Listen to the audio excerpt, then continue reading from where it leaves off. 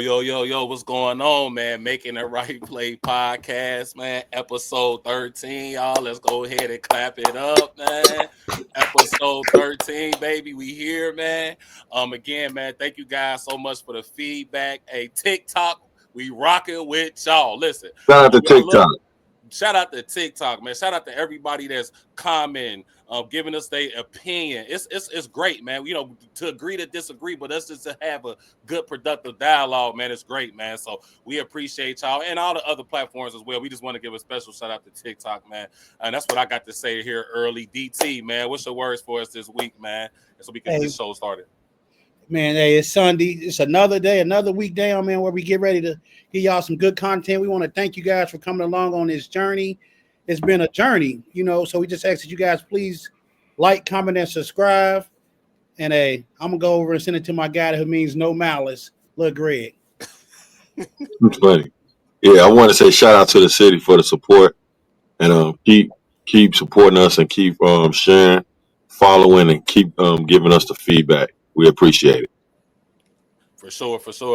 Fellas, we'll go ahead and get this thing started, man. I think with the hottest topic this week, man, Cam Newton versus ESPN. I'm going to say Cam Newton versus the world. So I should have probably changed that. But, fellas, G, we're going to start with you here, man. I know you saw the back and forth between Cam, Ryan Clark.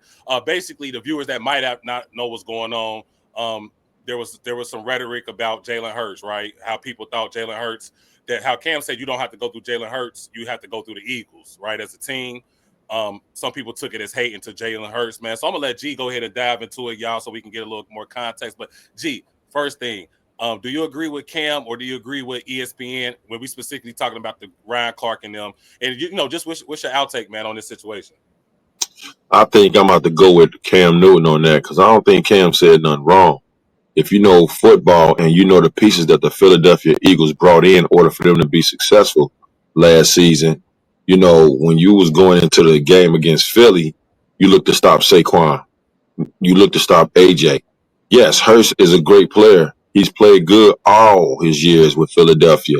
We're not taking nothing away from him. It's just the fact that when you look at the scheme of things and what Philadelphia do, they running game opened up the passing game. The passing game didn't open up the running game. And, you know, A.J. Brown and Devontae Smith, they still had good years. But with Saquon being there, he was the lead catalyst. He had 2,000 yards, you know. And I just think with that being said, Cam never said nothing that was real bad. He just talked about how teams view Philadelphia Eagles, you know, and how some of these quarterbacks, you know, lead their teams a little more. And that's why I do agree with Cam. Now, the feedback on the hate from, you know, Ryan and some other guys, I think Asante Samuel even got on his podcast and said some things, you know, Gilly, you know, it's starting to spew over crazy. He said Hurst was great. He never said he was trash. He just said he wasn't that focal point like Patrick Mahomes, like Josh Allen, like Joe Burrow, Lamar Jackson, stuff like that. But I definitely agree with him with what he said. He didn't say nothing wrong. People just looking at the fact he just ain't uplift him a little more. And by the way, I want to add this. Cam Newton at his best versus Hurst with this Super Bowl, I guess that was his best. I'm taking Cam Newton any day, you know, and Hurst only threw for 2,900 yards. So that helps Cam case because of who? Saquon Barkley. The running game came there. Go ahead, Derek, you got it. Man, listen, Cam Newton, everybody's entitled to opinion. But when you go to ranking these top 10 quarterbacks, you don't put the Super Bowl winning quarterback in it. You face it, you hating, bro. You don't have no jury, Cam Newton. This man indeed exceeded what you done at your point of your career to where he had in his career. I don't care what it is. Football is not a one-man sport. It's a team game. I don't give a fuck if I got a defense or I got a running back. Yeah, guess what? It's a lot of teams that wish they had that Philadelphia defense. It's a system. Jalen Hurts played into the system, like Greg said he had 2,903 yards. Fine, it's a system. I'm playing in a system. Ryan Clark and them, they had every right to say what they said about Cam Newton, and Cam Newton came back and fired back, like he said, SEC second team. Now, he fired at Ryan Clark, Arlovsky, T.O., but T.O. made it like T.O. a real dude. Like T.O. said, basically, what are you doing this for? You want to go viral? What's the clicks? Like, you clout chasing. I win a Super Bowl and I'm not in the top 10. Stop it, man. If we base this game off of rings, like everything is judged, I gotta be top 10. Like, the man got a ring.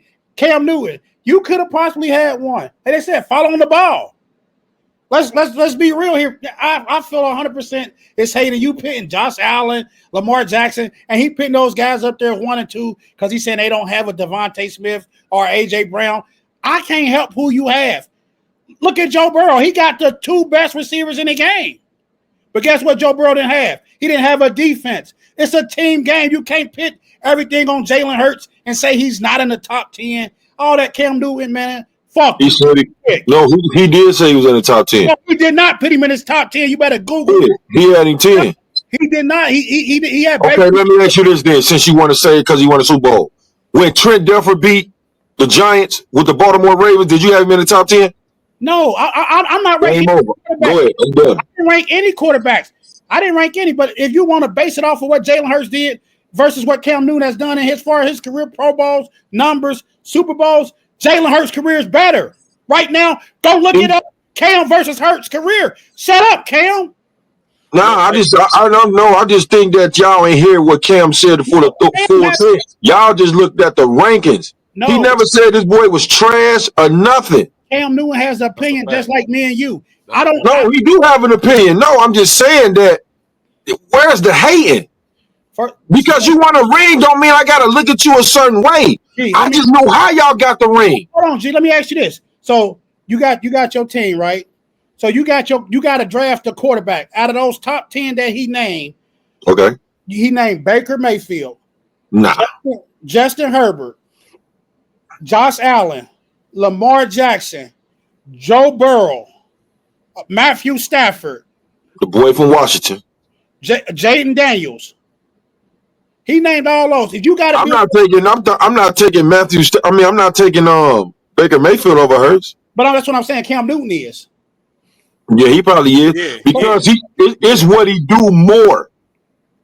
Because Saquon was the catalyst. That's how it started. When dude asked him, it's like the running game. Those guys you name, they are the catalyst of the offense. He said Hurts wasn't. That's why his passing number was down because of 2,000 yards that the running game possessed it. That's what he said. And guess what? That's called a system. Just like the guy that's out there in the 49ers. Shanahan, his system, you might not have to run the ball. You might not have to pass as much.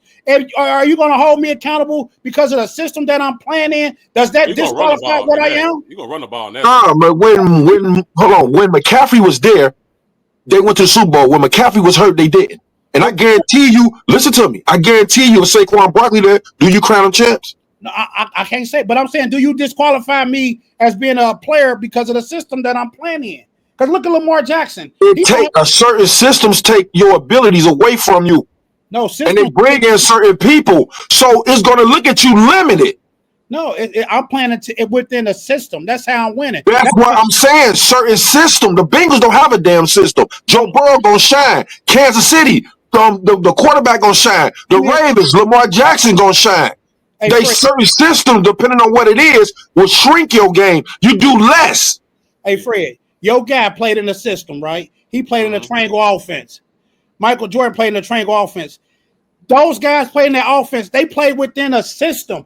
They played to what field designed for them. It ain't my fault that I'm Jalen Hurts and Nick want to run the ball, which is if I got a 2,000-yard back, I got to utilize him. I went out and spent money on him. So that's the point. That's what he was saying, Derek. You trying to discredit me because of who I have. It's what I'm telling you. No, but see, that's the thing, DT. Cam spoke about going through the Eagles, not Jalen Hurts. Right. It's a team. But that's what I'm trying to say. That was the whole point of this, though. Cam, see, we got to realize the perspective. First off, let's talk about this. The perspective where Cam is coming from because he played at the highest level, right, in the NFL. He's looking at it from under the center, right? This is how Cam is looking at it. So he has a different mind than us because we never been under the center at that level. You know what I mean? We're talking about an NFL MVP.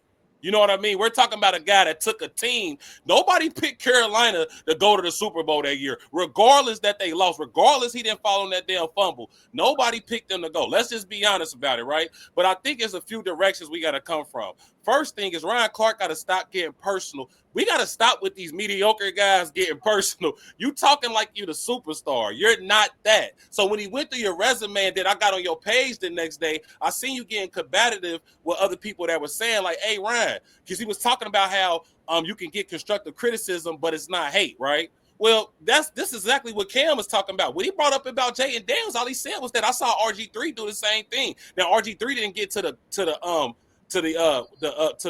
NFC championship, NFC championship. But what I'm saying is that that they had a great rookie year, and Cam, he also saw people fall off that next year once the game adjusts to him.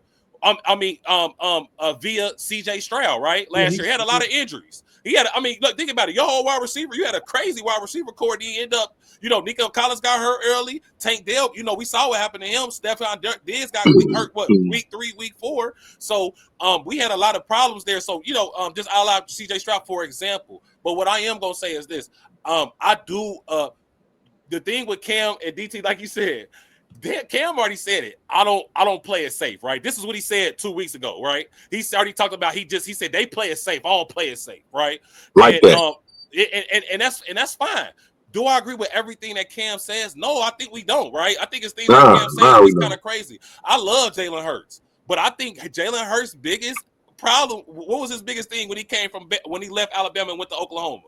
Was him throwing the ball. He always had a problem with accuracy. It ain't that he don't have an arm. You see what I'm saying? Like but guess what? In Bama, he was running that bitch more. Why did they take Jalen Hurts out and put Tua in? Why did Tua run that team after that? Just because of precision and accuracy. You get what I'm saying? So I love Hurts. But also, let me say this as well. Saquon Barkley didn't have the years in New York. What was the difference between New York and Philly? Not only we had a great offensive line, weapons. we had the best defense. People talk about Devontae and they talk about AJ Brown, but listen here, Dallas Goedert, they got a top tight end in the game too as well. Come on. So what I'm saying is Johnson on the line. You had, yeah. So I'm saying even listen, this is how scary Philly is. Kelsey retired. They still go win without a so-called one of the best, one of the best centers in the game.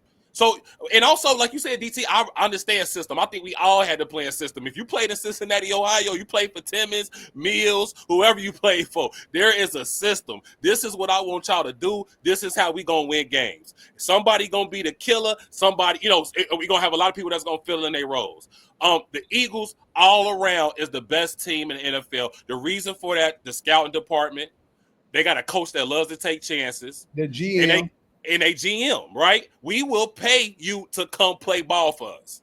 We will come and get your ass. And you got to think about the 2 quarterbacks they got from this is going outside, but I'm just saying the way that they even draft. They love they Georgia boys, but the way that things have fell into their lap by them doing their due diligence with these type of players that was able to help right away. It's been amazing to see. So I do agree with Cam on that. I think, and that's what I'm in there. T.O., he didn't bring out T.O. stats because he couldn't bring out T.O. stats. No. But he did do a crucial point. You suck with quarterbacks. Your relationship, you can't speak. Like, let's call Jeff Garcia. Like, let's call anybody that Donovan McNabb, right? Your relationship with him. Not that you wasn't a dominant player.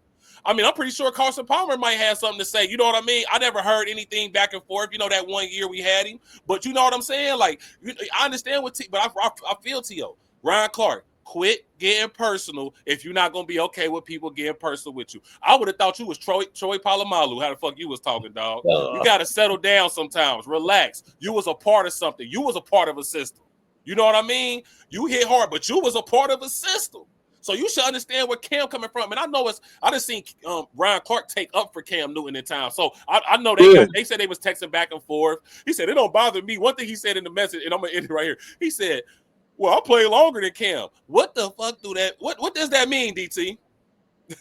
I went to jail longer than G. I went to jail. I was in jail longer than DT. What does that mean? You still don't got the accolades that I got. Why So when black people say something, it's always hating?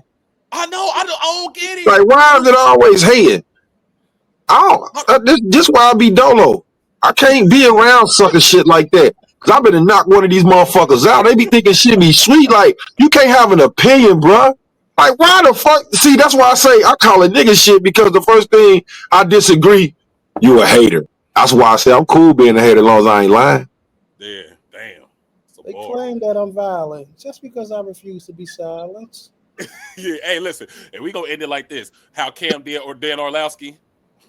Next, all right. So we're gonna go here to the next thing here. Chris Carter comments on Chad Johnson. Chris Carter basically stated that Chad Johnson is not a Hall of Famer. You brought up my guy, Asante Samuel said, nigga, please. Yeah. You was a great position receiver. You scored touchdown, but you was a good position receiver. So listen, fellas, DC, we gonna start with you here, brother. What do you feel about Chris Carter comments, man? And he's one of them guys. I'll get to him on my point, but DT, just let me know what you think, man. And do you think Chad Johnson is a Hall of Famer? Let's talk about that as well. Like Chad said, child, please. Listen. Hey, Chris Carter, listen, was a great receiver, scored 130 touchdowns.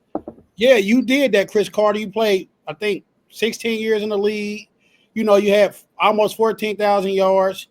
Chad had, I think, 11 years in the league. I think he had probably like, I don't know, close to 12,000 yards, whatever. Chad Johnson ain't worried about Chris Carter. Chris Carter, why are you mentioning me? Like, why are you making? I'm already relevant. I'm on nightcap. Like Chad said, I scored double-digit touchdowns in real life. I'm still scoring them. What you doing? Like, you want to be relevant? Like, for what? Chad Johnson, for one, Chad Johnson, he never claimed to be this. But what Chad Johnson is, and how his point look at it, why Chris Carter going off, this all stems from like Chad comments about him being able to beat Travis Hunter in the race. Like Chad Johnson, just like, and I tell y'all this all the time. I said, I might not be able to beat you 101, but shit, you're going to have to beat me. You're going to have to, that's all Chad's saying. Shit, I'm going to feel confident in my abilities to beat Travis Hunter, knowing I know Travis Hunter going to smoke me, but he still got to show me. And Chad, in my eyes, I do feel Chad is a Hall of Fame receiver. You compare him to some of the guys that's already in there. The numbers ain't too far off. Like Chad Johnson, he for one, he was an entertainer. He brought that to the game. He said Chad Johnson, people had to tell him what to do. He couldn't get over it or whatever, whoopty do. But Chad Johnson called himself 7-11. I seen Chad Johnson, 85, go up there and beat guys on the 9 route and do the river dance when he was on in the end zone. So Chad is a player. Only thing Chad lacked, and I think he might have been scared to do, he made a lot of business decisions when it came going across that middle. He'd get down. But other than that, Chad Johnson, he played the game. Chris Carter, let's not tear each other down. We both played this game. You played it 16 years. I played it 11. You played it 5 years longer than I did. And over that 5 years time, you had probably about close to 3,000 yards more than I did. And you played on the whole 5 seasons. Like, stop touchdown wise, shit, you 2-1 on touchdowns on Chad. I think Chad had 68 touchdowns. You had 130. So Chris Carter, you're a Hall of Famer. You was a great player, but you had Randy Moss playing over there with you too. You had a guy like Randy Moss over there that demands a double team. Who did Chad had doing the double team? Chad was the guy that's getting double with a safety help over the top. Like, you had Randy Moss that could take the top off. Like, come on, like Chad said, I did the best with what I had over here in Cincinnati. Let's not forget, Cincinnati was horrible in those years that Chad was here. We made some decent seasons, but we wasn't that team that we is. Those expectations weren't what they are now for the Bengals. So Chad Johnson, I do feel he's a Hall of Famer. Only thing I think to knock about Chad getting into the Hall of Fame is his mouth. Chad Johnson don't sugarcoat nothing. He speak his mind. Like that's. You know, some people might feel he arrogant and cocky and probably vote against him, but I do feel Chad a Hall of Famer. Hey, he in a Bengal Ring honor. That means everything to me. So, but you know, Chad don't have no jury neither. And these guys, it's always about jury. Chris Carter, everybody want to talk about rings. I don't. Play the game, man. Just it is what it is. Y'all both played the game. Y'all both had good careers. Y'all in different paths now. Chad over here with Nightcap doing his own thing, getting paid. Hey, Chris Carter, you on ESPN, you getting the check still too. Like Chad said, line it up now. I'll lock your ass up, Greg. I'm not the big. I'm not the biggest Chad never, and anybody know me that's watching this know I ain't the biggest Chad Johnson fan. I thought he was good. Nah, shit, he borderline of being a Hall of Famer. You know, he was good here. You know, but for as Chris Carter, lately Chris Carter's still trying to be relevant. He say things when he hears stuff. He probably said something about the Cam Newton thing.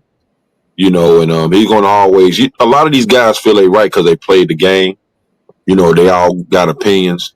So since him and Chad played the same positions, he's looking through, like Fred said, Cam looking through a quarterback's eye, a guy who's been up under the huddle. Chris Carter gonna look at it through a wide receiver lens, and he's looking at Chad like he's probably borderline or not Hall of Fame worthy by numbers. And he want to bring up things he heard in the media about Chad that New England said he had problems with their playbook. You know, in New England term, it was basic. And they was asking, well, what was you running in Cincinnati that you can't get this? You know, and it's just Chris Carter opinion. You know, Chris Carter in, so he feel he got the credentials. He know the credentials of what you got to have order to get in. And he's looking at Chad as not one of them. And like Derek said, he probably looking at him that he's arrogant because a lot of people from afar be having, you know, personal gripes with you. You know, I wasn't always for the Chad end zone stuff. I ain't gonna even lie to you. You know, it was cool at one time. Sometimes it just was like, all right, bro. You know, but it is what it is. It's just Chris Carter with an opinion. You go ahead, Fred. Yeah. Go ahead, DC. So let me ask you this with the Hall of Fame thing. So you got guys like Reggie Wayne, that's Andre, what's his name? Andre Johnson over there with the Nah, Chad ain't on that level. Chad ain't on Andre Johnson level. It ain't close. Statistically, Chad numbers it ain't close. It is not close. Chad numbers are better than those guys. Google. Andre Johnson is way better than Chad Johnson. Let me ask you this. Way better. I don't care. Andre Johnson is on a whole nother level. He ain't scared to go across the middle. Right. Nah, Andre, but let me tell you this. And let's just think about this, right? Let's just focus on the Bengals for a minute, right? Other than Jamar, because we know Jamar gonna be a first ballot Hall of Famer, even with his numbers right now, right? It was Jamar, you know what I mean? What he's doing and what he's on right now, he's gonna be a Hall of Famer. I'm not gonna lie to you. I'm taking AJ Green to get in there before Chad Johnson. Thank you, Fred. I wanted to say that. No, I'm just saying, and I love Chad because DT. The reason I say, and I know, listen, Chad is what he is to Cincinnati is so important, right? You know, off the field, on the field, like he supports us. You know, when he said about Annie's to Shannon, remember Shannon talking about, hell no, Cincinnati, like he like, man, you ain't been to Annie's on no goddamn Sunday, nigga. You don't know what's going on down in there. You know, I love Chad.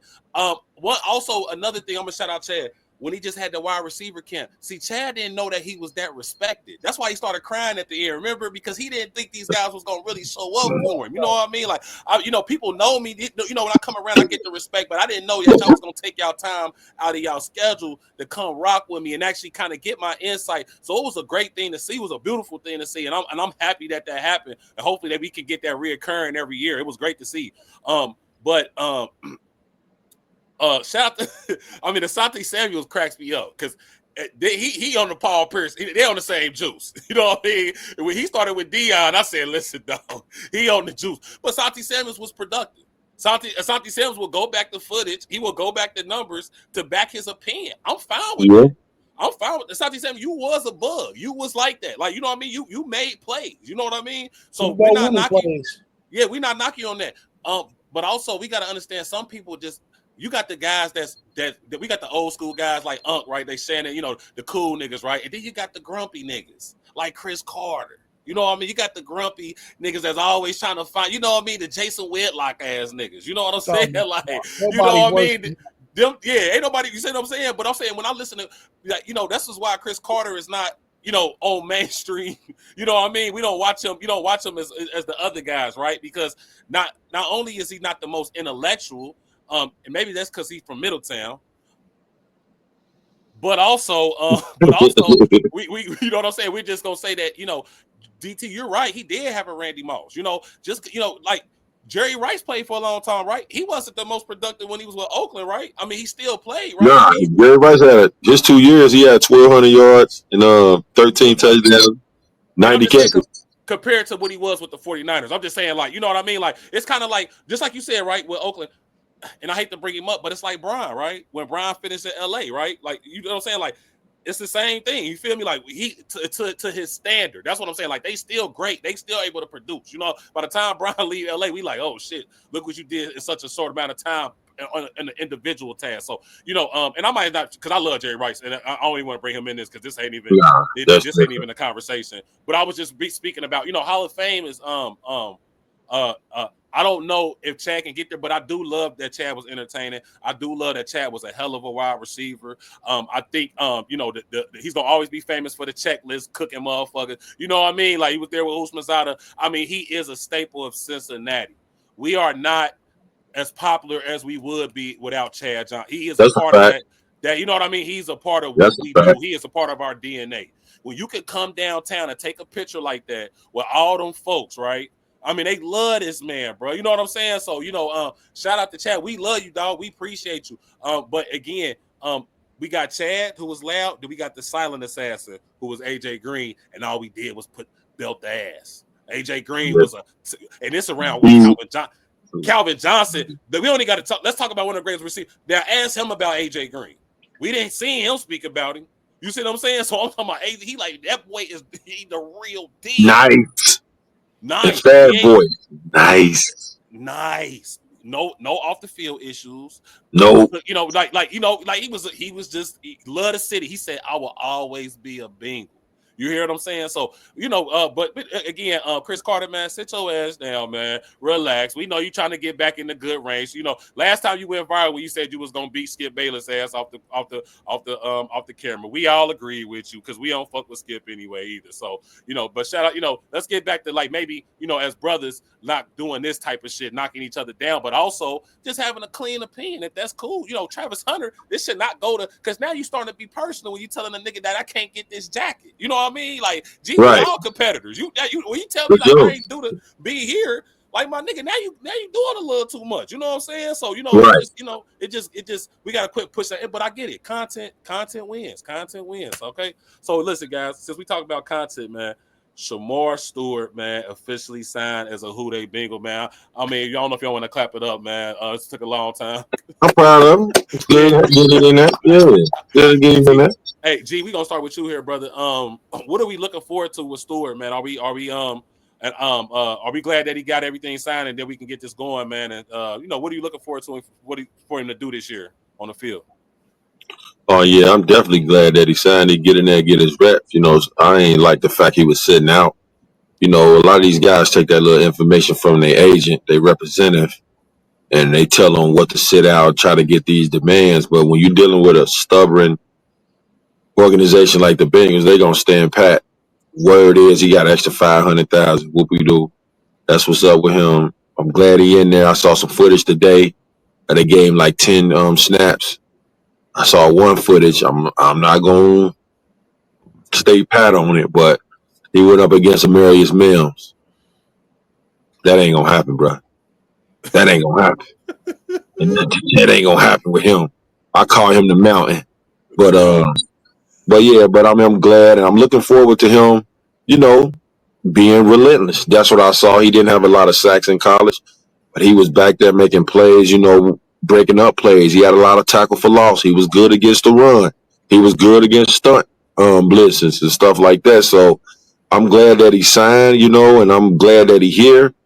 And I hope he can make this defense, better. I'm just want him to get everything that he need assignment wise, reps and, preseason. Be ready to go. Put all that stuff behind you. Ain't nothing else to talk about. I think that should be a slogan. Ain't nothing else to talk about. Go ahead, D. That's a bar. What's up, DT? What you thinking, man? Man, this is our Bengals exec, by the way. Our Bengals scout right here. So go ahead, DT. Let's get to it. Hey, I'm glad that he signed, and the thing about it, it's a victory for him because he got what he wanted. He wanted all his money guaranteed.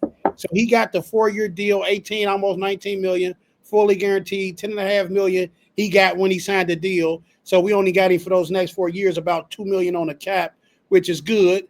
So we have some money. But now I feel like we made this move. You, like Greg said, you just got to show up and produce. And I seen the guy walking in. That guy kind of he a big dude. Like He's 275. yeah. So 6'5".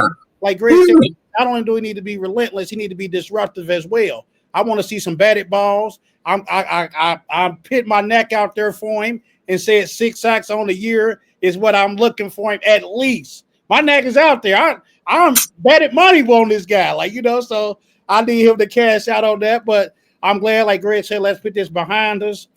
It's training camp. We got a preseason game in I guess 2 weeks now coming up here. So let's get in there, get those reps, get the playbook. Because it was important for the Bengals to get this deal done with the uncertainty of Trey Henderson right now, where we don't know what at. So you got those other guys over there. You got Miles Murphy, OC.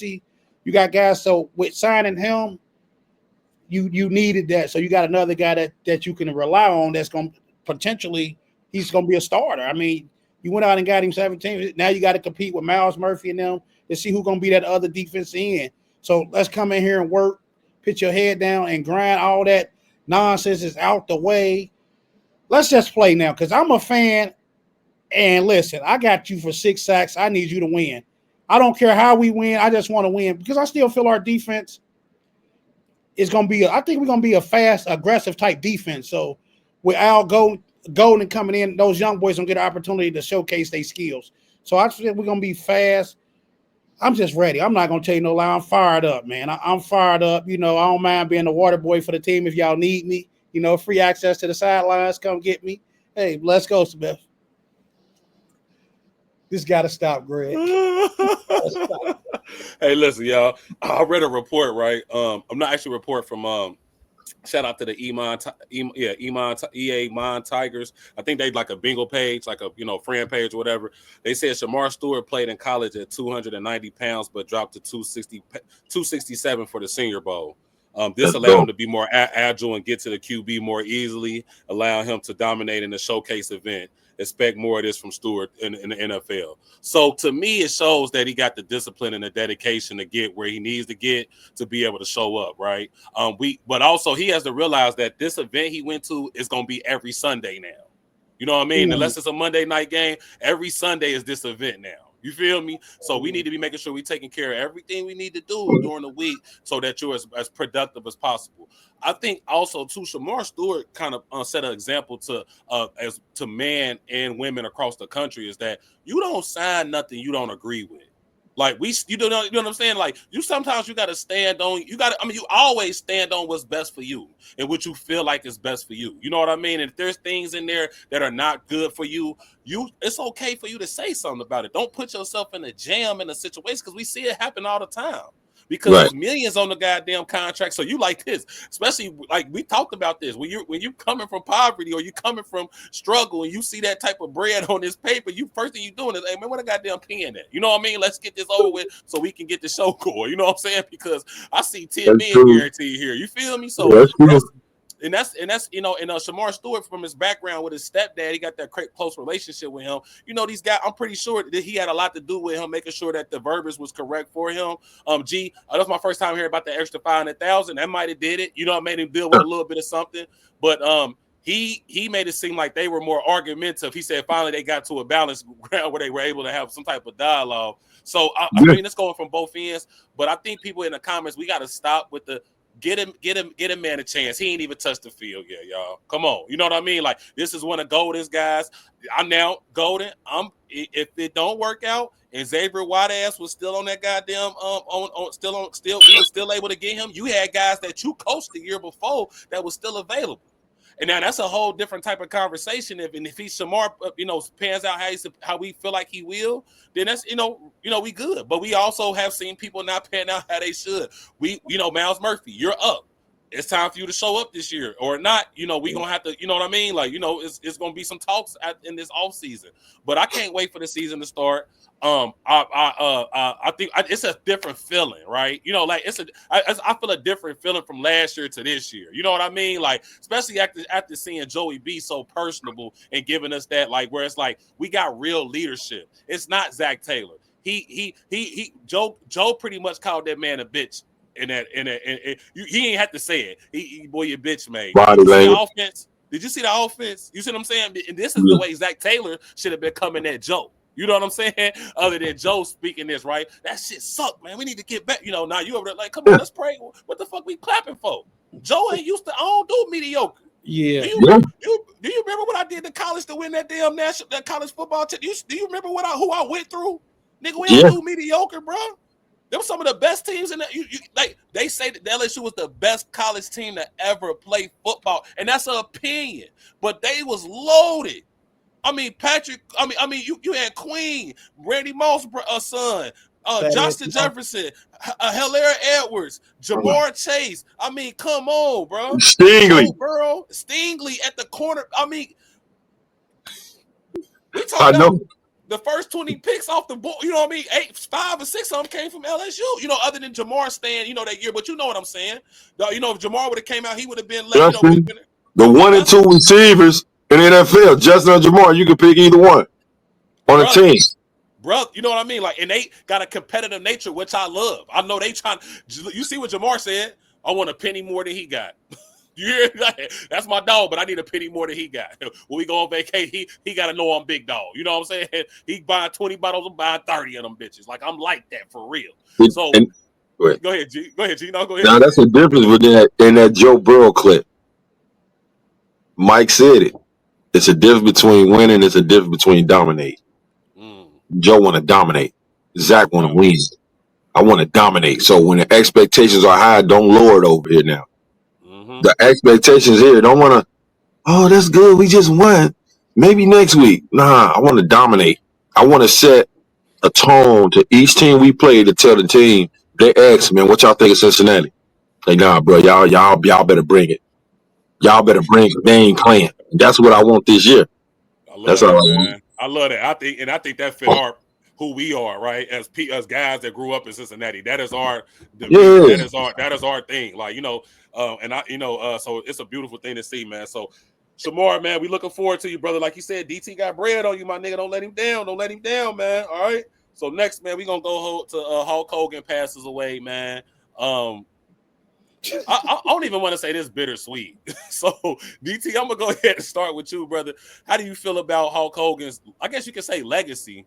And are you gonna turn the shirt?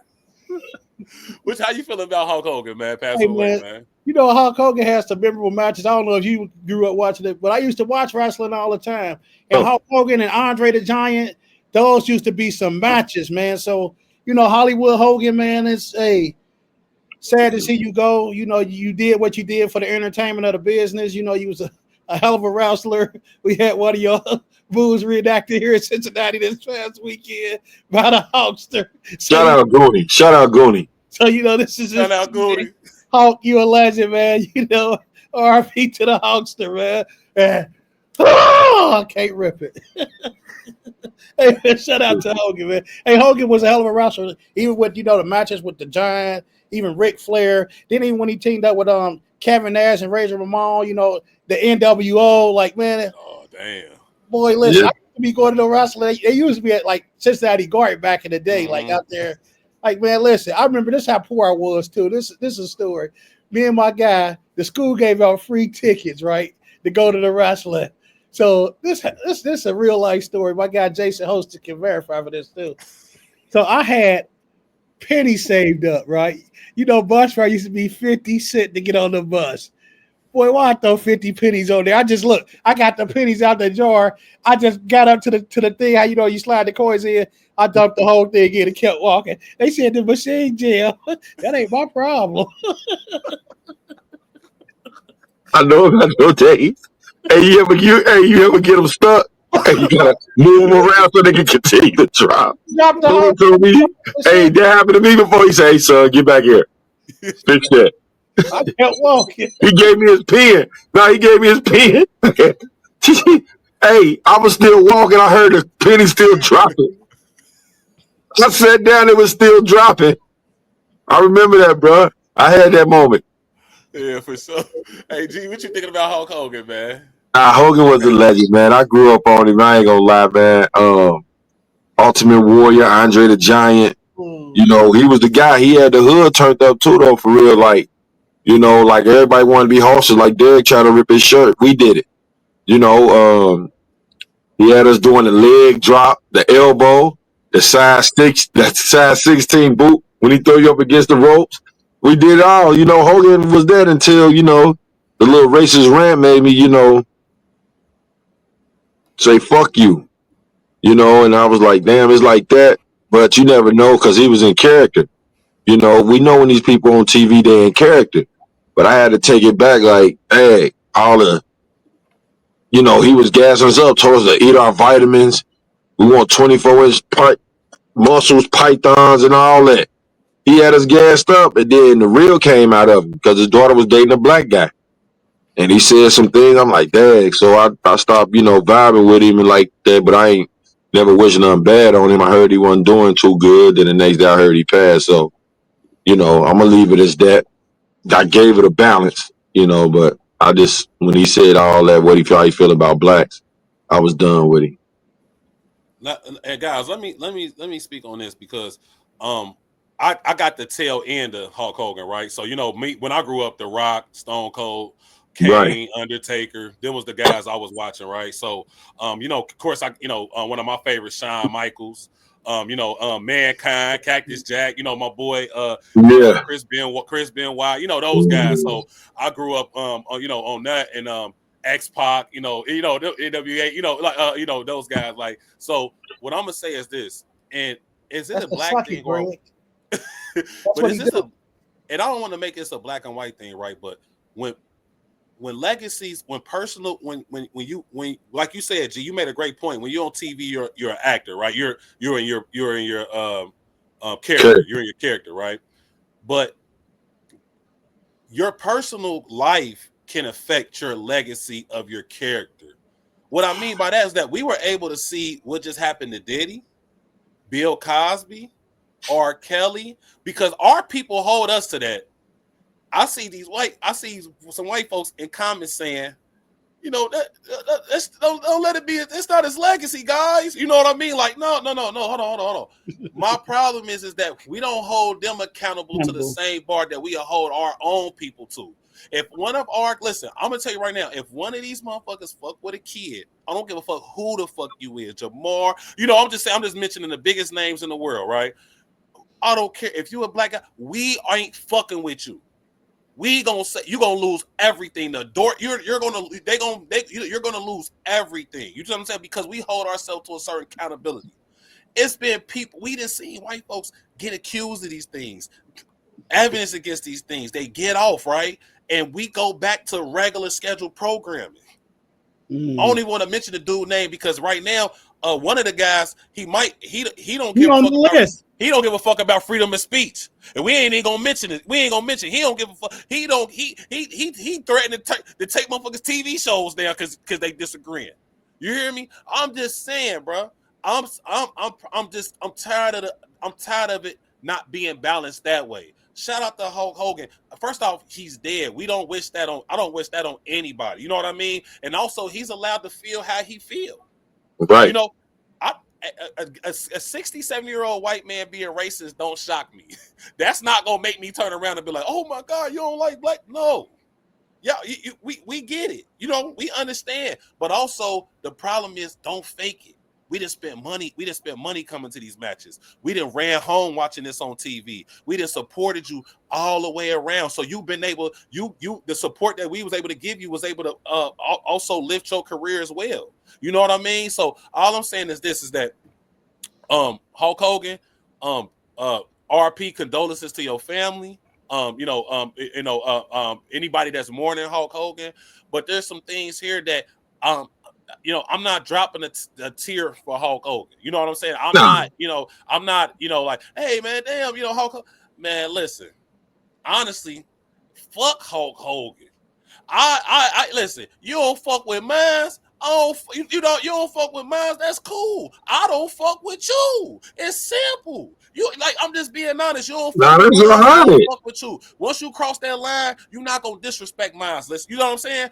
I'll talk to my brothers and my sisters. That's cool. We'll get some understanding in the right way, right? But I'm not taking no disrespect from the other side. Just point blank, period, bro. Because there's ways that you can condone. You don't have to do that. You went out your way to put that message out there a certain way. And you think it's not gonna affect us because now that you gone, you was detrimental to us, brother. You kill people's dreams. I'm pretty sure with some black motherfuckers. Oh, I can't believe you don't like us. Motherfuckers caught up in this shit, crying and all type of shit. It's a shame, man. Go ahead, G. See, with the black community, once we bring you in as a Caucasian, whatever race, you be the one that draw the invisible line. When you say things, you draw a line. Once you draw that line, you just stay over there. It's best you just stay over there, because how we gonna view you from here on out is like, you've been perping, and that word will never leave in the hood. You've been perping. So you had us bamboozled, fooling us, but your real intent is you ain't fuck with us. And once we feel you don't fuck with us, like Fred said, it's fuck you. And I'm gonna say fuck whoever with you. I don't care if you black or whoever. That's just how it is. And some people be feeling like, oh, that's racist. No. How? He drew the line. So we let you know how we feel. So if it's fuck us, it's fuck you. Facts. I mean, that's the balance right there. If it's fuck me, it's fuck you. That's my balance. And I'm cool with that. That's all I had to say. Nah, and that's what I'm saying, G. And that's the reason I'm just saying fucking, because you wouldn't piss on us if we was on fire, right? You know what I'm saying? Like, Long can slide past all three of us, brother. Like, he doing, you know what I mean? Like, he's doing that, man. So let's just call it what it is, and it is, because at the end of the day, when he ain't wrestling, whatever his real name is, that nigga is him. You see what I'm saying? So he in the household. That's Terry. Terry is Terry. You feel me? Like, that's what. Yeah, that's it right there. It's like his guy's name, but his guys, they got nicknames and shit, but who they really are is who they really are. Wake up, I don't even respond to ignorance, man. It is what it is, man. Yeah. At this point, Greg, take a drink. I mean, look, hey, I'm in my drink and my two-step. Look. See, that's the difference. That's the difference between me and him. That's it. Right there. Hey, Don Julio, come on, holla. Julio on the way. The way. Nope. He in a bubble. Go ahead. Hey, y'all, so we're going to go ahead and transition, man. We got another thing coming up, college football, guys. I can't wait. They said this Thursday is the last Thursday was the last Thursday without football until February. So, guys, we it's an exciting time, man. We back. My FanDuel is popping. I opened it up yesterday. I thought I seen gold. I ain't bet nothing, but I just was looking on there to see, what's going on. Because I ain't been on there in a while, man. I like, damn, y'all got any free shit for me? Because I done lost a lot of money last year. I got a free $100 or so for me, but nothing there, of course. So, but y'all, listen, I'm just gonna ask this. What are y'all looking forward to with college football this year? And it could be like the league, it could be a certain team. And let's just say it right now. Who do y'all think might win the national? Who do you think is the favorite to win the whole thing? Ohio State. Shit. Okay. Well, listen, Ohio State. I'm gonna tell you the only thing about it. I'm big on quarterback play. I don't know. I'm hearing these different names. Mm-hmm. I got 3 5-stars. Who is it? 1 minute he looking good. The summer game he was okay. He came in. I gotta have a quarterback position ready to go. Mm-hmm. I ain't sound until I say, okay, this guy, because I do my research. I gotta see why. What's the deep ball is. Your accuracy. Is you a running quarterback? Because I know what I'm facing in the Big Ten. Other than the playoffs and the national championship, the only team I'm worried about for real is Michigan. Yes, Penn State gonna look pretty good with Dillon and them. They got a nice coach and they got a nice team as well. And I know they tired of finishing third. But I'm intrigued with the hype of Archie Manning as well. Am I a believer? Yeah. I'm gonna say I'm 50-50. I gotta see him against, um, these teams in the SEC. And let's say this now, the SEC is not what it used to be. I can see some decline from the SEC due to, NIL deals watered down the SEC. Because a lot of them guys don't be getting to play, so they'll leave and go to Nebraska, um, um, Rutgers and stuff like that. UC to get some playing time. So with Archie Manning being there, and I'm intrigued to see what Colorado with Coach Prime got. He lost a lot. He lost a lot of star players that we're gonna watch in the NFL. Mainly his son, both of his sons. But I want to see what he got as a quarterback. Well, he got that boy from Liberty. He looked pretty good. He looked like some guy should have went to Old State, but he with Coach Prime, so I'm cool. He reminded me of C.J. Stroud, but I want to see what Colorado got. What if? Question to both of y'all. What if Colorado better than what they was with Shador? Damn, that's deep. Yeah, Go ahead, DC.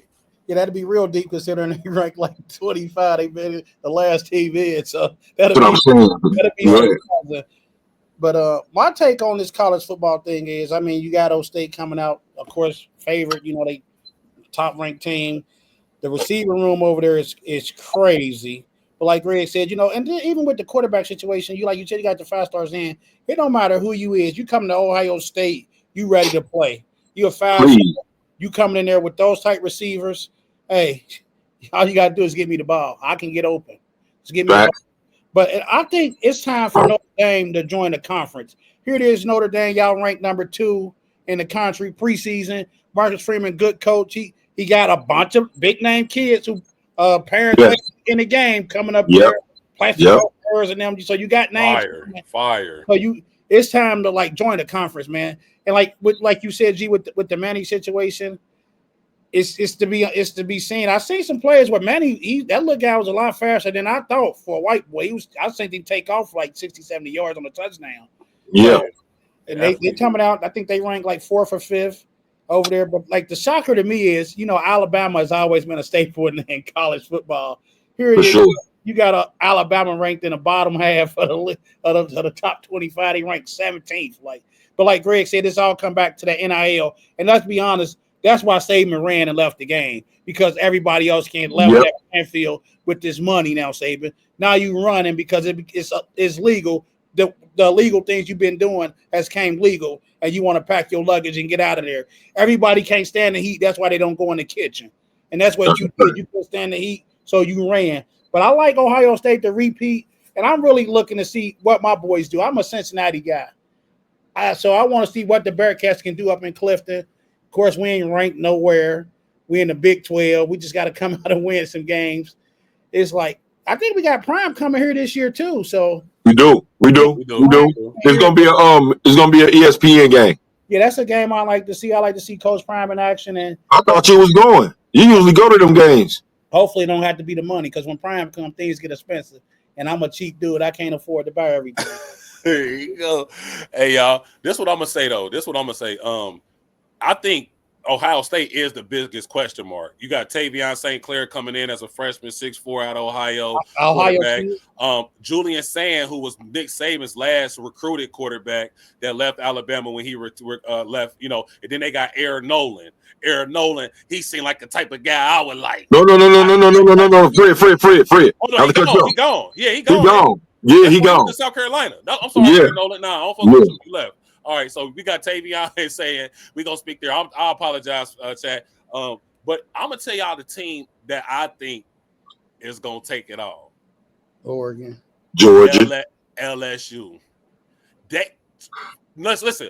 Lacey passing away. I'm telling you, it's them type of stories that's gonna take you up. You got 5 wide receivers running 4 threes down there. You hear me? These guys have ball. Look at the day on the college when they had the little 7, not 707, but the little scrimmages and different things spring like game. That. These spring games, these kids are coming with a different type of chip on their shoulder. That's a good point. I'm not a Brian Kelly fan. I stopped being a Brian Kelly fan when he left UC. Period. Point blank. I ain't fuck with Brian Kelly. How he did us, left us out the stank like that. that year, I never had no respect for Brian Kelly. I understand what he had to do for his family, but I don't fuck with niggas like that. That's It's how he did it. Yeah, exactly. Listen, Luke Fickle left, but Luke Fickle coached all the way through to the ball drop. Like You see what Fickle I'm saying? too. And I Like like Fickle too. Fickle's like I don't say you got to be a stand up individual. I don't fuck with that kid coach from Tennessee. He left for stinking for a little while. You know, anybody that's left here and left us in a worse situation than we were, I don't fuck with you. So point blank period. But what I will say is that LSU they're playing for something a little deeper than football. You know what I mean? They playing that makes sense. they playing for, you know what I'm saying? So they playing for a kid that they knew was a star, right? And they also seen themselves in him. You see what I'm saying? Like I see myself in Lacey. Like the quarterback, Greg, the white boy, he could play. Like anybody that got a quarterback that's coming back that already got experience, we gotta push him up there a little bit because he already know what's going on. Julian saying ain't played yet. That Big Ten is different, my nigga. Like I'm just being honest. When he get out there, State, now you got a cheat code. You got a cheat code. As long as they you got three. Oh, we know this. We know. Yeah. We gonna take Jeremiah. Like, I'm just talking about Jeremiah, which you got a real cheat code where if you get that boy the ball. But guess what? We got a question mark in the backfield because we lost two great running backs last year. You know what I mean? Junkins and Henderson was the top of the top. You know what I mean? When we come to running backs in college, right? So I'm definitely looking forward to that. Of course, I'm looking forward to seeing what Texas does. I think Archie Manning gonna be fine. I just like him. I actually like him off the field, which I think that he's comfortable with himself, and he's also he got the relationship with his guys. He's going to camps, the places that he probably Peyton and Eli would have never went to. You going to the hood? I see you outside with your boy. You know what I'm saying? Like when Wingo, St. Louis in the hood. Wingo, the wide receiver, hell of a ball player, by the way. He's from St. Louis. He had his camp down there. So Archie coming down there and just showing love. Oh, you know what I'm saying? What I'm saying is that and when he had his, like you said, DT, last year when they inserted him in the game for Quinn Ewers, he ran 50, 60-yard touchdowns. The boy showed he's an athlete. We got to see how you get, throwing a ball. And I'm pretty sure, he got his uncle, one of his uncles is one of the best that ever played this. So hopefully, for sure. Hopefully, of course, we know that, and his grandfather was good as well. Eli, he got the jewelry, so he can tell you how to get there. Go ahead, G. Don't listen. I forgot this dude. I can't never forget his name. Don't sleep on Georgia with Kirby Smart. I'm Fred, DT. I'm gonna say one thing that I'm gonna count on with him. And Alabama could vouch when he was there. That fucking defense is gonna be nice. Oh, for sure. Listen to me, bro. He got them, and listen. He got those two wide receivers from USC, them brothers. You go look them up when we get off this. Speed. Yeah, you talking about Zachariah Branch. Yep, bro. Yep, the Branch brothers. Yep. Please do not sleep on Georgia. I forgot they went there. You know what? I'm gonna say it right now. Georgia gonna win the SEC. You got LSU, I got Georgia. Let's go. Let's go. All right. Let's go. And I'm fine with that too because they got Georgia plus 300. They got probably favored to win it. They got Texas favorite. They got Texas favorite to win the SEC. They gonna pop them. They got Texas favorite right now. Right. But Georgia, yeah, I agree with you. Georgia, that was my second one with Georgia. Them three my teams right there. Big Ten, I ain't gonna lie to you. I would love for Ohio State to win it. I think Penn State gonna win it. I think what they were able to do with losing Abdul Carter and being able to come back, and also that everything's attached still there. You see what I'm saying? Like that's the thing. Right. When I'm having quarterback issues, when I'm having to a point where once State showed me that they like one of them can really be like that, then we can go there, right? You know what I mean? Same way with Bama. The black boy from that came out of Texas, the rookie, Keelan Russell. I mean, I've been hearing great things about it. They're gonna start the white boy first, but I'm gonna say week 2, week 3, Keelan probably be starting for Alabama. So I'm waiting to see what they do. I think it was is it Todd McShay? Todd McShay said Alabama got about 9 kids that's gonna be in the first round next year in the NFL. I know they got the best defensive tackle in the country. Yeah, they said they got about 89. That's the number 99, I think. Yeah, dog.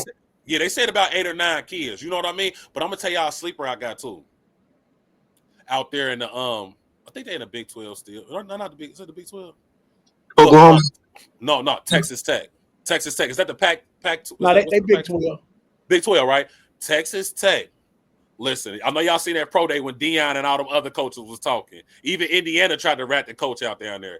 That oil money they got down there in Texas before Trump put this executive order in, they spent so much money on that team. I mean, they got a quarterback run. I mean, they got an offense right now. I mean, they got a team. So I can't wait to see. I don't think they're gonna win it all, but I do think they're gonna be fun to watch. They're gonna be fun to watch. Then you got the boy from Kansas State too.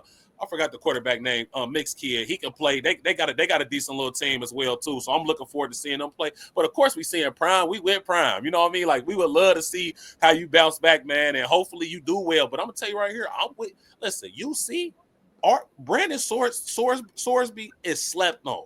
That white boy can play, man.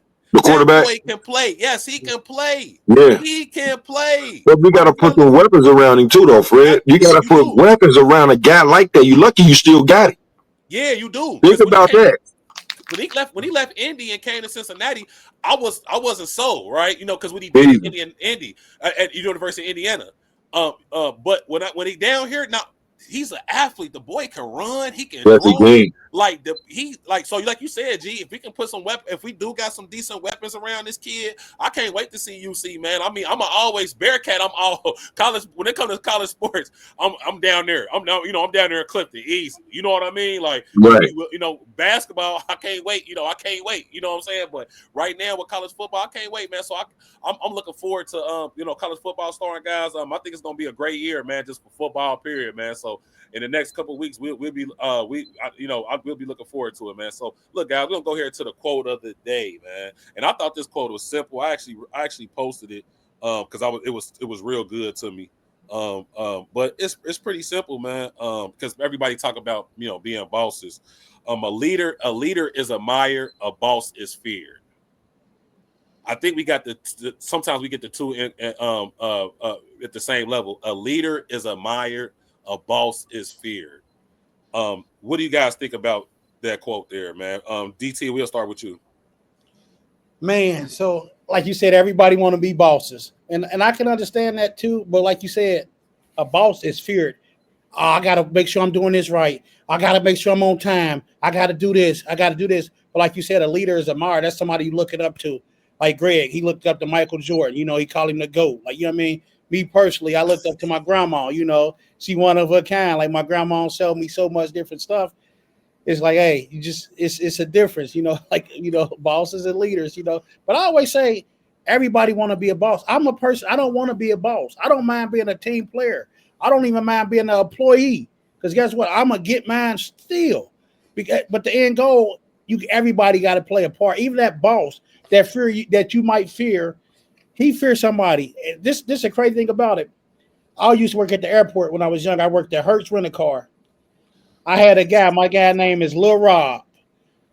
Me and Lil Rob worked at Hertz Rent-A-Car. We was 18, 19. We was making some decent money too, probably like $20 an hour. We used to clean the cars. All we had to do was drive the car through the car wash and pull it over to the bay and vacuum it. So here it is. It's the area's manager. His name was Keith Lamb. He was over every Hertz in the city of Cincinnati. My guy, Lil Rob, Keith Lamb came out to fill his car up. He's going to take off.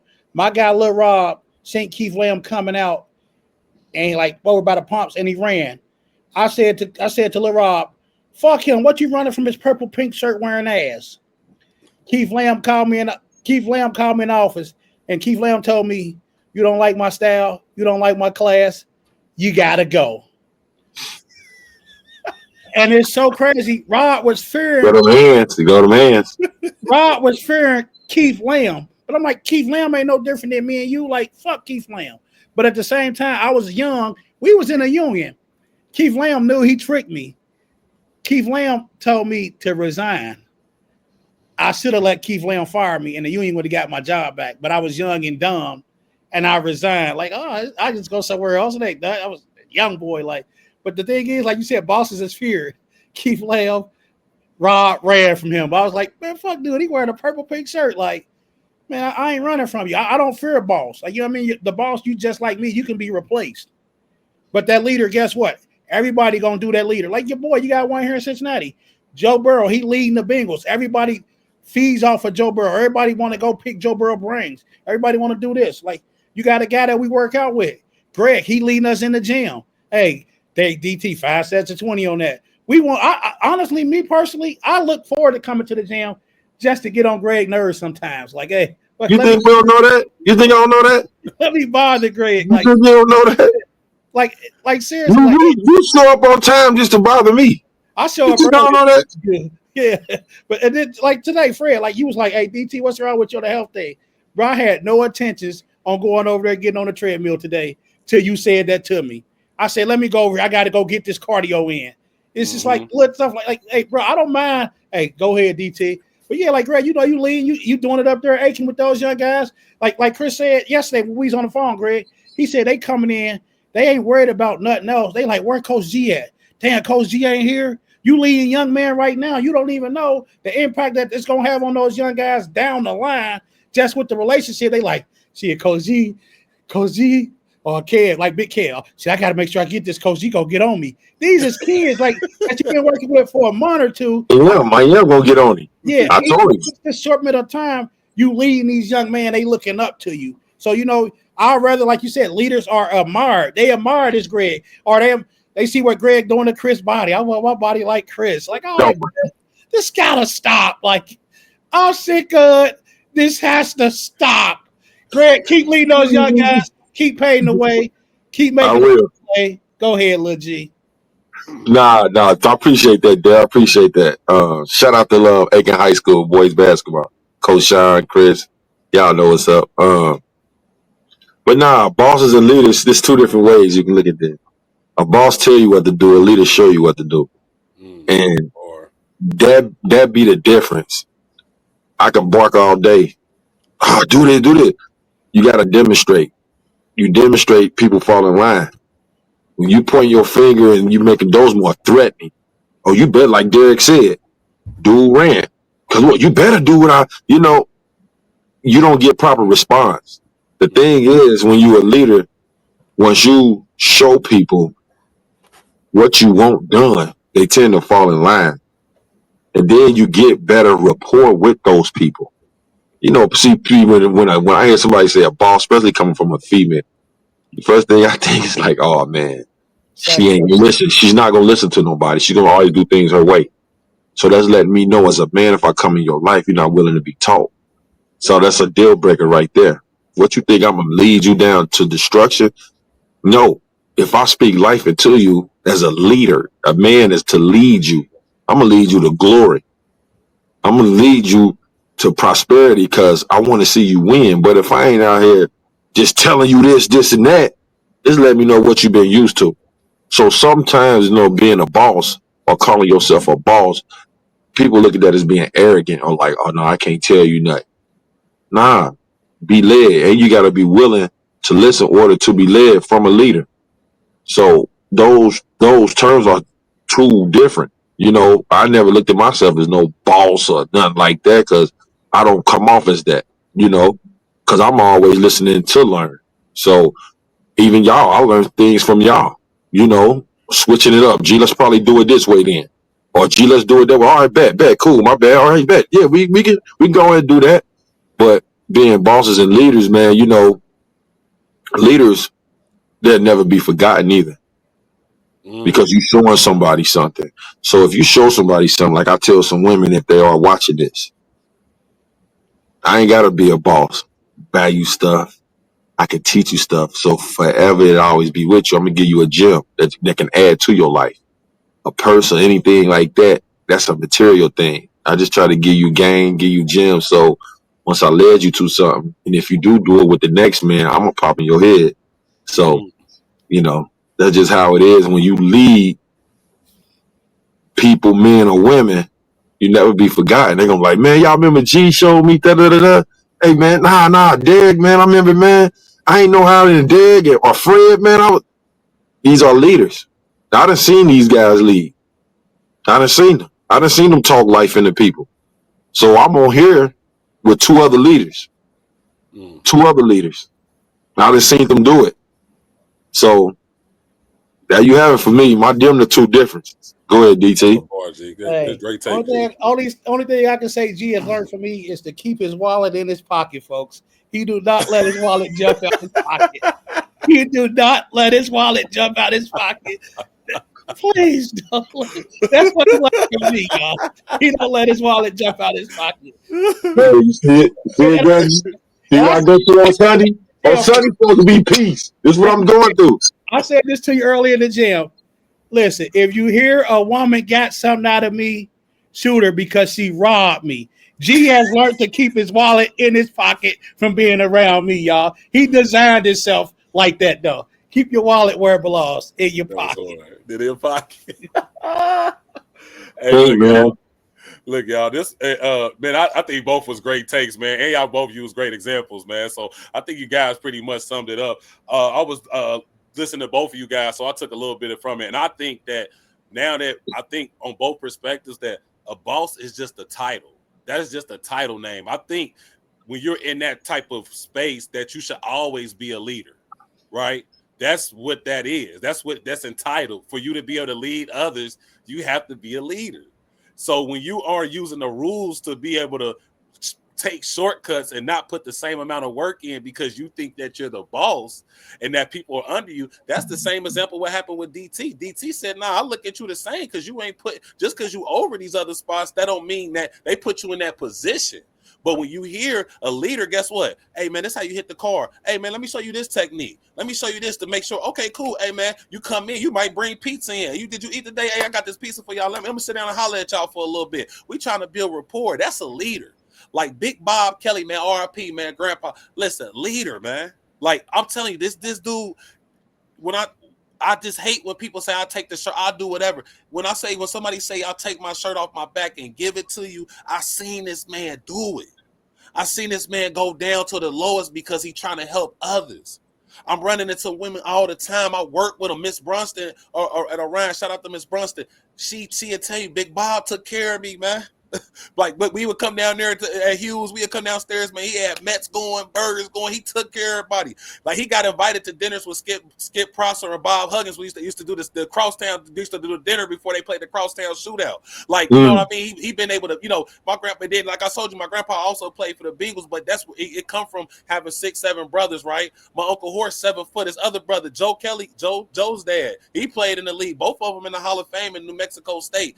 These guys had to be not only, think about these big fellas with one little lady. You know what I mean? My great grandma and these dudes 6'7", 6'8", 7 foot. You know what I mean? Like, they had to figure out their way, man. This dude he was good in pool. It ain't nothing I ain't seen this man not good at. You know what I'm saying? Like, I'm talking about. I mean, he go to the casino. He come back home. I remember one time he came home like this. Like, I said, damn, grandpa, let me get 100. He like, man, boy, get up out of here. I ain't give you no. He loved me. He'll give me a little 20. It's like, you ain't getting his 100, man. It's over with. Right. But yeah, he's with the red machines over there too, man. Yeah, with the red machines. One of my rivals. I mean, one of my favorite Cincinnatians one of my favorite Cincinnatians ever, Ken Griffey Jr. He played Little League for my grandfather. You know what I mean? Like, he had some great things to say about him as well. When he did pass, we did get a letter. You know what I mean? Andrew Brackman. It's just what I'm saying is that other leaders see. This is what other leaders see value of you. When you're a leader and you see that value in other people, this is how we do. G is gonna step how he step. He not gonna offer them. That's some nice shoes. I'm gonna wear what I like. That's a leader to me. You hear me? That's somebody that's comfortable with their skin, and I'm gonna do what I do, and people gonna follow suit. You see what I'm saying? They gonna be okay with it because that's just what it is. Boss, like everybody ain't made to be a boss. That's like everybody ain't. I'm tired of the term. Baby, because you got $10,000, that don't make you a boss. You opened up a salon, that don't make you a boss. Oh, she's a gold digger. Oh, no, like it just. The term just gets thrown around so much. I mean, now they turning boss into I'm an entrepreneur. I mean, if you watch 20 verse 1, goddamn, listen. I was going to ask her, please cut that word out. They can't say that no more. They need to tell you what the hell they do. Everybody can hide behind the entrepreneur. You can be the biggest drug lord in the world. You like this? I'm an entrepreneur. Yeah, of course. You making money on your own. But what I'm saying is that this is what people hide behind, and they really ain't got no business saying it because a lot of them don't even know the definition of it, y'all. Let's be honest. We run into a lot of motherfuckers that think they bosses, and they ain't got shit going on. I know some broke bosses. I do too. I do too. No, not like. They don't even. A lot of people can't even fathom what comes with the responsibility of being that title. Like literally living in that title of a boss. You know how many losses you take being a boss? Uh-huh. I mean, like, especially you saying if you're investing in stuff like that, it's more losses than wins in investment and in business. So I get why, like, the boss is basically living check to check, and your car and your house that you barely keeping up with, share that. While you showing around you a boss, how you barely making it. Jesus So, Christ. That's one No, right there, Greg boy. but you know what? As a real boss, guess what? Real boss, that's a testimony.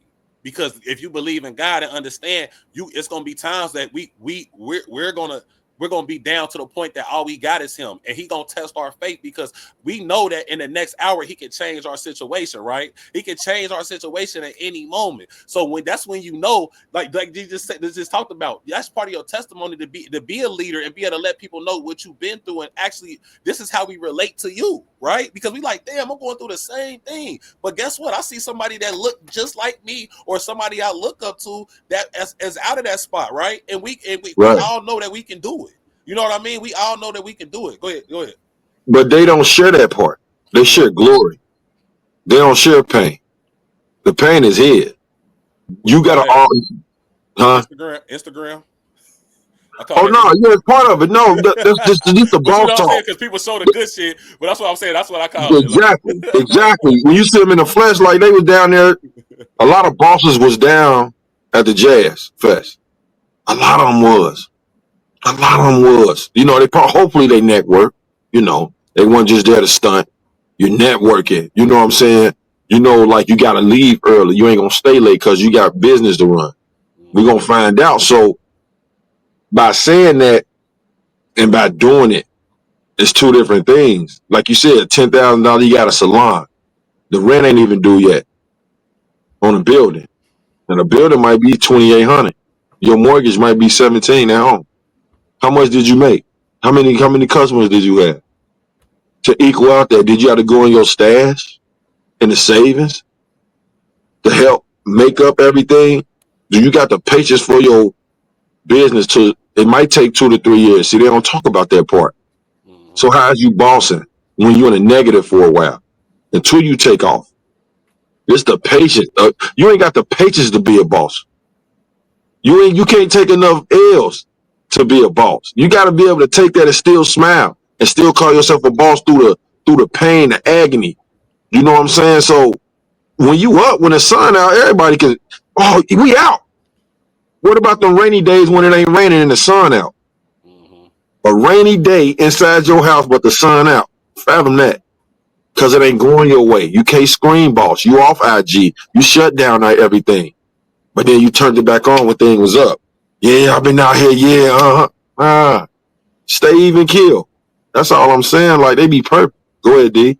And that go back to that one quote you had said, Fred, where the guy said where he wish everybody can live the life that they want to live for a day. Those people ain't gonna want to be that boss when they see everything that's actually, like Greg said, that's going into being that boss. It's a lot. I'm not a boss. I'm an employee. I go grab people around. But like just to go see what it's like, the pressure of people got to manage these millions of dollars. You got family members wanting this. You got family members wanting that. I don't want to say no. My grandma need this. My daddy need that. It's like, do you really want to be a boss? Like, is that really what you want? Like, everybody want to have success. Everybody want to be successful, but each person determines their own success. Your success is whatever your stuff is. My success is gonna be mine. Me personally, waking up every day, that's a success to me. Just another day. Like, so anything else that come is extra. Like, I don't care whatever goes on after that. But once I wake up, hey, it's good or bad. It's a bonus or it's a lesson, one or the other. DC, that's a great point, because you know what you made me think about?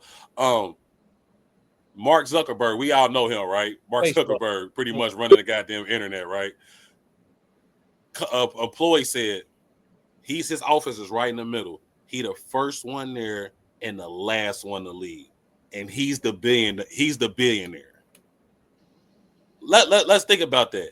I'm the first one there and I'm the last one to leave, and I'm the billionaire. He said, I don't even got time to I wear the same clothes every day because I ain't even got time to think about what the fuck I need to put on tomorrow. I wear these jeans. You know what I'm saying? That's what I'm talking about when we talking about a boss, right? People can talk what they want about Diddy. Diddy actions, look at them old tapes. He was fired up. He was enthusiastic about. He would stay in the studio all night. I seen this man told Nipsey Hussle to be quiet while he was recording. Nipsey Hussle.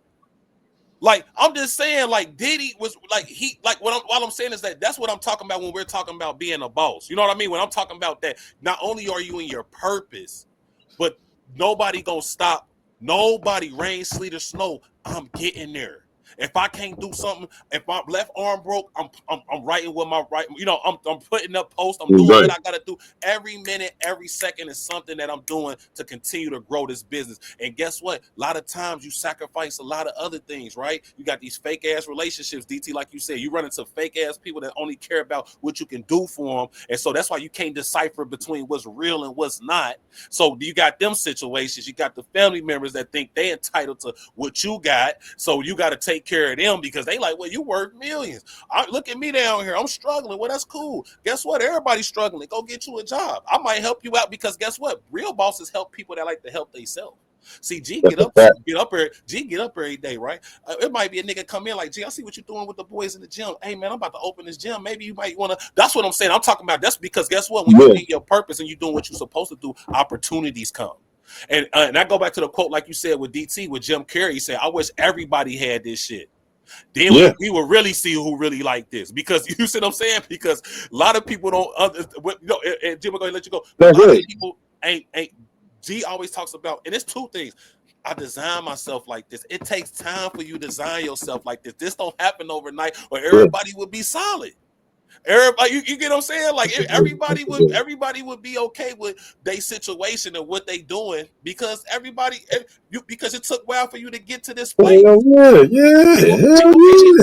like DC, they can't even acknowledge they don't even know when they got there. You know what I'm saying? They don't even know that they put this type of, what they built up until, maybe somebody else told you, or you looking back and being like, damn, you know what I mean? Like, but Cause all you I'm win saying, it.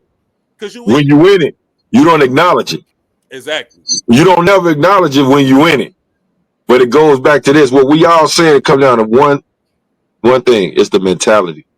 Mm, It's a mentality you got to have in order to be that boss. Everybody don't have the mentality, like you said. Diddy told Nipsey, "Be quiet." Told him, "Don't talk."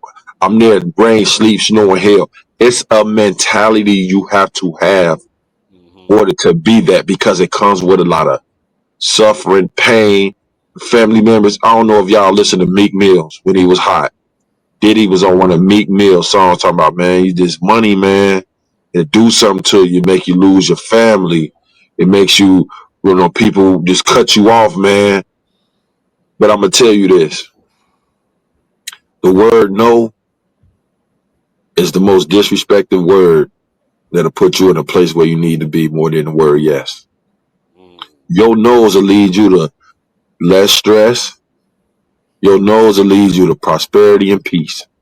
Cause some people ain't gonna want to deal with you when you use that word. Not saying you just gonna be a person that's just nah, no, no, no, no.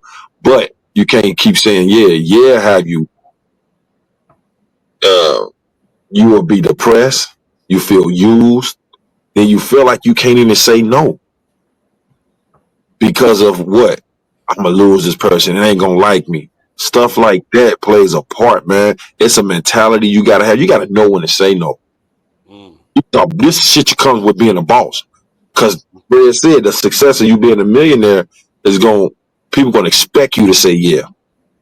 He's gonna say, nah, you can't tell me. He got it. Fred got it. He got it. Fred, let me get 20K, bro. See, they Googled you and said you made 20 million last year. So 20K. They ain't even look, they looking right. like, Yeah. Cousin Fred made 20 million. Oh, that 20K ain't gonna be nothing.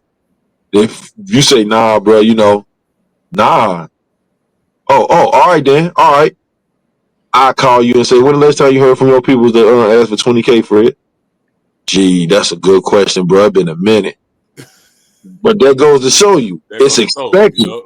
So Yep. you Fred got the mentality to be like, but G on some real shit, I figured that was going to happen. And you smiling while you telling me this. Mm-hmm.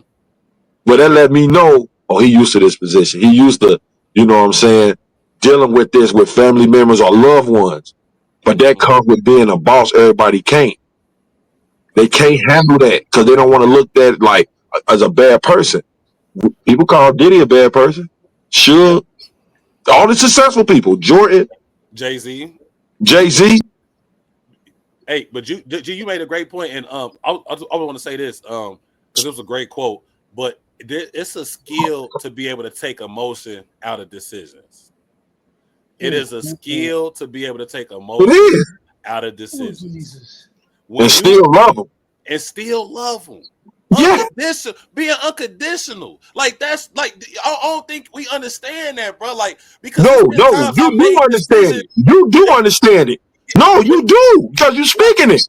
Right, but I'm just listening to both of y'all, and G, what you just said made me just think about that. Like, I'm like, I don't think we understand, like, when you feeling something emotional, and for you to still be able to say, nah, this ain't good for me. You know what I mean? This ain't the right decision.